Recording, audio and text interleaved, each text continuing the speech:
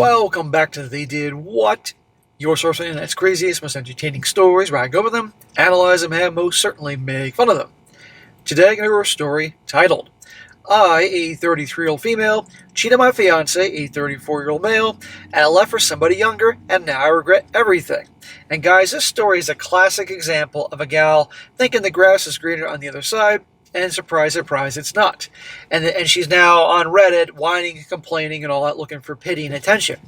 And this story is also an example of why you never feel bad for them. How oftentimes they will screw up a situation, put all the blame on the guy, and then later on realize it's a big mess. And this gal here absolutely spends the entire story blaming her guy for everything. She's never in the wrong. In fact, at some point you'll see how she deliberately makes things up to make him look bad to other people, but then eventually fesses up to that. It's absolutely unreal, but this happens all the time. And so when you hear you're out on a date or talking to girls, and they talk about their exes, how they're always the bad guy in this situation, you have to really question the truthfulness of what's coming out of their mouths, because you're going to see right here, it's hilarious. So it starts off, says here, my ex, I will call him Jay. Okay, we're not going to call this dude Jay through the whole freaking she does a lot of that, J and C and E. I'm just going to use different names. We will call him Jason. Jason and I were together for 10 years. I'm 33 and he is 34. We met young. I was 20 and he was 21. Built basically our entire adult lives together. We lived in his family home, had 2 dogs together, and felt like our kid. They felt like our kids. And at one point we were engaged with a date set for April of 2023. From the outside, Jason looks like a catch. He's smart, has a bunch of cars that he restores, is very loyal, very routine, very solid. He helped me get my driver's license back after a DUI. Right there, you can already tell she's irresponsible and stupid. Helped me save money when I lost everything, kept my money safe from my dad when I was trying to buy a car, and even found and maintained that car for me. My dad tried many times to take the money, and Jason refused even after I begged him. Her dad's trying to take her money. So also she comes from a messed up family. My dad found a way around it and got my own car. Jason fixed everything, planned everything, handled bills, and honestly kept my life from falling apart more times than I can't count. So Jason's a solid guy. He's got his life together, and she sounds like a big basket case mess. And, well, you're going to see more of that. The problem is that somewhere along the way, I stopped feeling like a partner and started feeling like a dependent or a project. Everything in our life revolved around his plans, his cars, his schedule. If we traveled, he planned it. If anything broke, he handled it. If I had feelings about something, it turned into a long talk about how I was not communicating right or I was being emotional. I felt like I had no power over my own life. I wanted to be more spontaneous, and he was more of a planning type. So here we go. She needs a woman like this, a person like this, needs someone to be in a relationship with who is organized and a planner and solid in a rock. She's a basket case. And now he's a villain for that because he's taken back her freedom. Well, last time I checked, women like guys that plan things and that are orderly and take charge. She's looking for excuses to make him the bad guy already to justify what she does. I will admit I've not been perfect either. Here we go. In 2016, I messed up badly. I reconnected with an ex and met him secretly at Dave & Buster's. Well, if there's any place to cheat, it's the arcade at Dave & Buster's. I haven't been to Dave & Buster's in, I can't even tell you how long. We took photos in the booth and things crossed the line. Jason found out because my brother told him, and he also saw the pictures on my phone. It exploded. It came to my work and caused a scene, and the police were called. Well, that was stupid on Jason's part. He should never have done that. I felt humiliated and terrified. In the end, I begged him to take me back. Promised it would never happen again, and we stayed together. Smack to Jason. Once a cheater, always a cheater. Not to mention she's a drama queen. And you're going to see in this story, guys, this chick loves drama, stirring up problems. It excites her. I tried to just bury that and move on, but I know it damaged his trust a lot. It took me years to get his trust back with me. Even before and after that, I tend to get a validation from other men when Jason and I were not doing well. I would talk to guys from work or the gym, or keep in touch with old flings too long, not physically cheating, but venting and flirting to feel wanted. What I tell you guys about attention and validation, these types that are like this, they're never going to change. Don't waste your time with them. And they're going to cheat. The second they feel like their needs aren't being met and they're being wronged in some way, or they'll justify it, boom, this is what you get. Jason didn't trust me and demanded to share locations on our phones. When Jason found bits of me talking with other guys, he saw it as triangulating and betrayal. I saw it as just talking, but looking back, I could see how it felt like there was always other men in the background. You think? She said men, plural, several guys. No amount of attention is enough for her. He should have dumped her and moved on. He was stupid for doing that. I got mad every time he would bring it up and told me, and I told him I would never cheat because I would never wanted to go through the pain reconciliation process ever again. Everyone knew I cheated and I hated it. That's on you, honey. Right there. Oh, poor me. Everybody knew and I hated it. And yet you keep talking to other guys. You are cheating. I started to get irritated because we still lived at his parents' house and I wanted us to move out and start our own family. And what are you doing to contribute to that? Do you have a fucking job? He refused and said that our finances did not allow for it. Eventually in 2021, he took me on a trip to California and the coast and proposed to me over the cliffs at Point Lobos. Smack! What a moron. What a moron. His life's going to be a living hell with her. And you're going to see. He got me a beautiful ring, and I was really excited and showed everyone. I loved how people would notice it and ask me about it. Attention and validation. He told me he saw a future with me and wanted to have kids together and start a family, even if we didn't have our own house yet. In 2022, for our 10-year anniversary of knowing each other, we went to Cancun and stayed at a really nice resort. It was supposed to be our big reset. On the last night, I made friends with one of the bartenders, and he got me extremely drunk. A bartender's not going to get you drunk. You get drunk by choosing to keep taking the shots or the glasses of wine or liquor or beer or whatever. Right here, blaming the bartender for what's coming next. Jason took me back to the hotel room to sleep where we got into an argument and I completely lost control. I tried to get away from him, was screaming for help in Spanish, and at one point I actually punched him in the face. Jason FaceTimed my friends to get me to stop. He filmed some of it and later showed me the video. I honestly barely remembered it. Man, what great girlfriend material. What great wife material. This guy's a moron for keeping her. I mean, she better be amazing looking. I'm guessing if she's getting a lot of attention from guys, she is probably very good looking, good body and all that, but it's not worth it. There's plenty of good looking women out there. I guess the goal is to get the least pain in the ass of them. Watching myself like that was horrible. He insisted I watch the videos, and I really didn't like that. You mean he didn't like after being accountable for your actions? After that, he told me he could not go through the wedding and canceled it. Thank God. That broke something in me. Instead of feeling like we had worked through it, it felt like he had decided I was broken and unsafe. Well, what do you think? If Jason was doing the same things to you, don't you think he'd be broken and unsafe? Well, she'd probably be more attracted to him because of that. Around this time, I started confiding more in my friends. One of my oldest friends, E, okay, I'm not going to call her E, we'll call her Emily, lived in the Bay Area and had just left her husband, and she said she'd never been happier. She kept telling me that life was too short to stay with someone if you're not completely in love. That responsibility was being taken care of was not enough, that I deserved passion and fun, and that Jason was holding me back. Hear that? Anybody watching this who's been in a relationship for a long time, has been married for a long time, even with a cool chick, knows the whole thing about being deeply and completely in love forever. That's a load of crap. That's fucking for the movies. Anybody with a brain has experienced knows this. You know, the honeymoon. This is a chick who wants to sell her on the whole honeymoon period forever. Doesn't work. But what Emily's doing, her friend, is trying to ruin her relationship, which frankly is a good thing for that guy, Jason. Emily would tell me stories about how her husband was stable, but not the right match, and it was like she was describing my life. She also talked a lot about not letting a man control you financially and emotionally. I went to visit her, and we ended up hanging out at her place the whole time because she had a major conflict with her ex, who was supposed to take care of their son that weekend. These two are two peas in a pod, huh? See? Birds of a feather flock together. Soon after, I found myself not wanting to go home after work. I started going to the gym more often, and I would stay really late. Jason started questioning me, so I started to fight about how he was too controlling, and I stopped sharing my location with him. He has a reason to wonder what the hell she's doing, why she's being super late at the gym. And watch this. I stopped wearing the engagement ring and told him it was because it was too big and uncomfortable.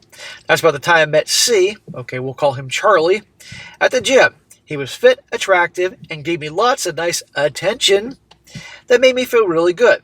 He was 18 years old at the time. I know how that sounds. I did not go after him because of his age. It just kind of happened. No, it didn't just kind of happen. And if she's like, 30, upper 20s, and this dude's 18, come on here. This dude must have been a Giga Chad in the looks and muscles department to get this chick who's upper 20s, 30 years old. She's robbing the cradle. Charlie was confident, outgoing, playful, and he made me feel young and seen. We would text, hang out at the gym until 2 o'clock in the morning, then hang out at the beach, go for drives, all the things I secretly wanted to do, but did not feel like doing with Jason anymore. It started as emotional cheating. I told myself it was harmless. It obviously was not. Once a cheater, always a cheater. She's a serial cheater. And it all boils down to attention and validation. And see how she's constantly blaming her guy, Jason, for all the things she does. Or she can blame the bartender. Or she can blame Emily. Well, eventually it turned physical. Duh, shocker. Jason is very observant and tech savvy and started noticing things. He saw changes in my Instagram that I deleted pictures of us and only left those free and adventurous looking posts. He asked questions. I lied and said I was out hiking with girlfriends when I was at the beach with Charlie. This plus the ring sitting in the medicine cabinet, he put the pieces together and confronted me. That was August 2023. I denied it, but he swiped my phone out of my hands and locked himself in the bathroom. Well, all the secrets are on the phone. That's when the shit hit the fan. He went to my phone, saw the deleted messages with Charlie, and everything came out. He called Charlie using my phone and asked if he was cheating behind my back. Charlie admitted it, and Jason called me a liar and a cheater and said I had done the same thing in 2016 and never really changed. Well, yes, that's because cheaters don't change, and she'll be the same way in 2032 and 2054. And when she's some old lady at the fucking nursing home, she'll be the same way. But Jason was the dumbass that stayed with her. Time to dump the bitch. He said that I had ruined our trust forever and destroyed our relationship. Well, you did. He told me that he was going to call my family, my coworkers, everyone, and tell them what I had done. Uh-oh. I felt cornered and ashamed. I lashed out and told him I did not love him anymore and that the love had faded years ago and I was hoping he would change. Hoping he would change? What has he done? See? Blaming him. He's the reason she's doing all this. Cheaters always will blame everybody else. She's a narcissist. Narcissists blame everybody for anything that goes wrong. I do not even know if this is fully true or if I said it because I needed to justify leaving. I moved out the same day and went straight to Charlie's parents' house. I stayed the night there. We had you-know-what, and the next day I went to go find a room to rent. I got my phone number changed. Jason did call everyone like he said. He told my relatives, my coworkers, even my family in Mexico. Hey, I felt like my entire life had been put on blast, and his side was the only one people heard. I clung hard to Charlie at the point because I felt like I had burned every other bridge. After some months of back and forth, I convinced Jason that Charlie was out of the picture until Jason finally said in March 2024 that he wanted the truth about me and all the guys I've been talking to during a relationship. He said he knew I was cheating more than just the times he found out, and I just froze and denied it. Of course she denied it. And again, what the hell is Jason thinking here? Deep down I knew he was right, but I was not going to admit it when what he didn't know despite his hunches or suspicions. See? Of course she's not going to admit it, because that means she has to admit that she did something wrong. I had hooked up with a few guys that he didn't know about, a handful of one-night stands, and I hooked up with one of his car friends when we were at an event in Vegas. This is why you never ever trust your girl hanging out with other guys, even your friends. And this is why when girls claim that they got friends and the guys, they're just their friends, the guys aren't interested, bullshit. an attractive woman, any guy that's supposedly her friend, he's just waiting for a shot to bang her. Nothing more. It's amazing to me how many times I've talked to different women I know throughout my life, and I'll make jokes saying, that guy's really hot for you. No, no, no. We're just friends. He's like my brother. Bullshit. I admitted I'd been a terrible girlfriend, but I did not admit to the cheating he didn't already have proof of. He said he didn't believe me and called me a cradle robber, and he said he never wanted to speak to me again. He blocked me and told me it was permanent. He kept the dogs and told me I'd never see them again. That really hurt, but I also knew I had no right to argue. Well, that's a first. That same day, things escalated in a really awful way. I had told Charlie some things I felt about Jason, like being scared of his temper or how intense he can be. Oh, here we go. Setting up Jason, the ex, as dangerous. I told Charlie that Jason was abusive and he used to hit his mom. But I was making it up and was just mad and riled up. See? Right here. This is why you don't buy a lot of the crap they say. Anything to paint the ex as the bad guy. That's terrible. Saying that he would hit his mom and stuff like that, and got violent. Charlie somehow got in his head that he might go after his younger brother. There was also something about Jason knowing where they lived. Charlie is a black belt in Taekwondo and showed up at Jason's house wanting to fight, but Jason somehow calmed him down and they talked. So like an 18, 19-year-old showing up at a guy's house who's in his early 30s, even if he's a black belt in Taekwondo. So like, you're going to come on my property and make threats? Police. And by the way, if he has a black belt, depending where you live, that'll be seen as a deadly weapon.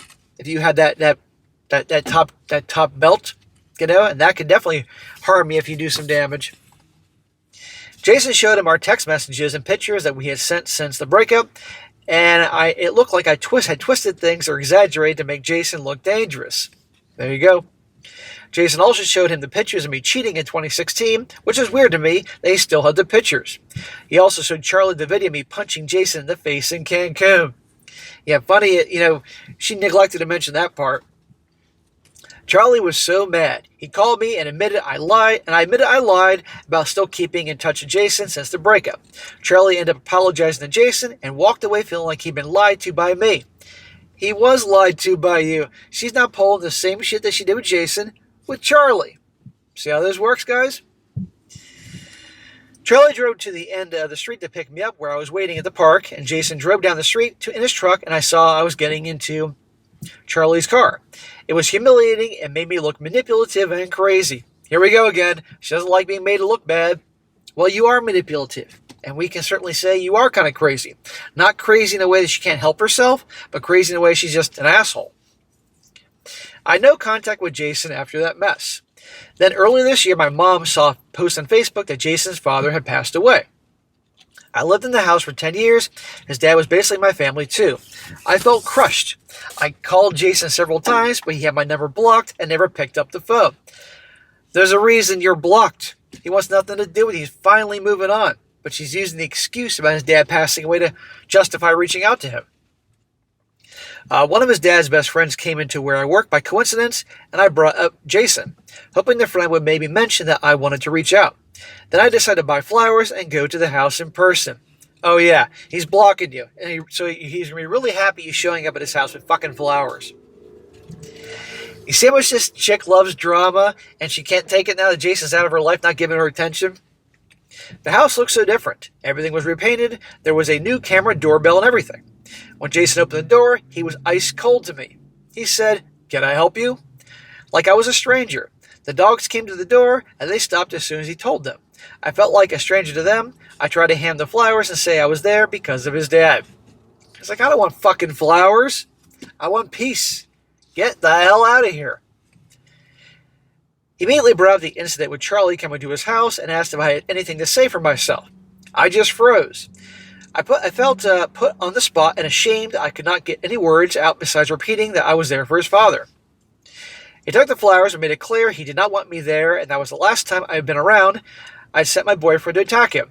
I left, and he kept no contact since. Can you blame him?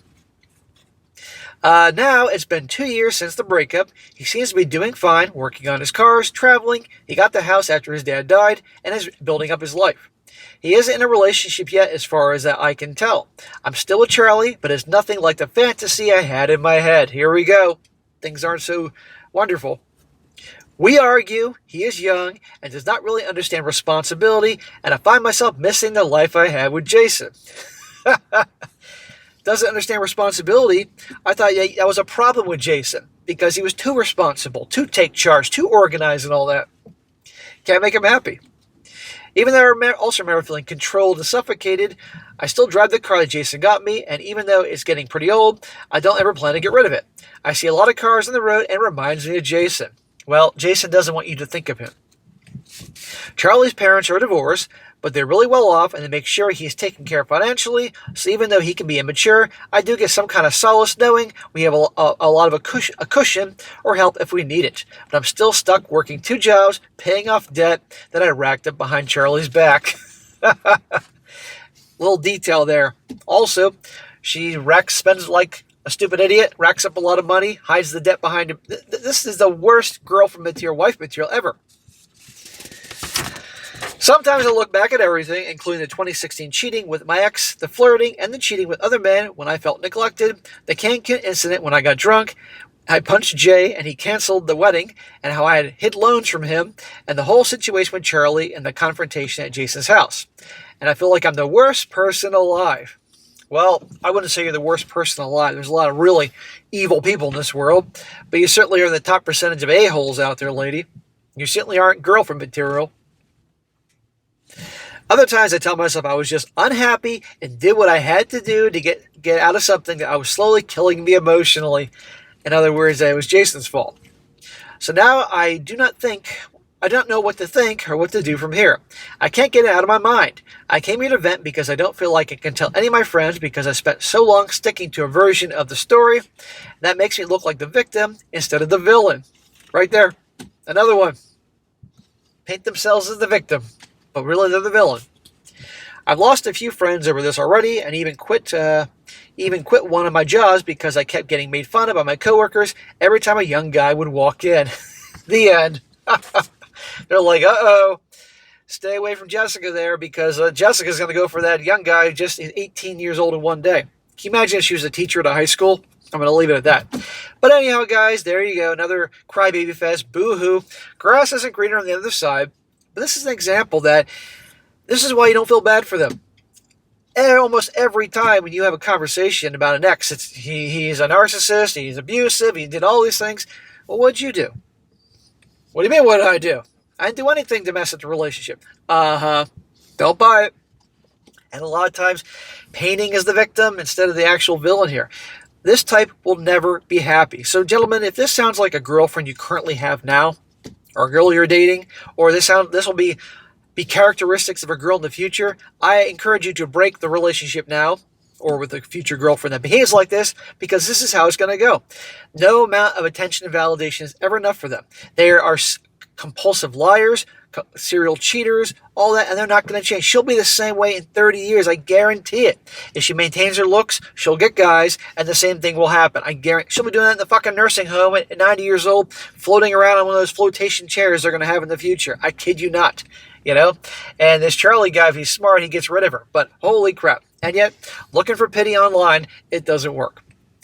Alright guys, that's it for today. Be sure to comment down below. Let me know what you think about this. Be sure to like the video, share it with your friends, and subscribe. I'll catch you next time.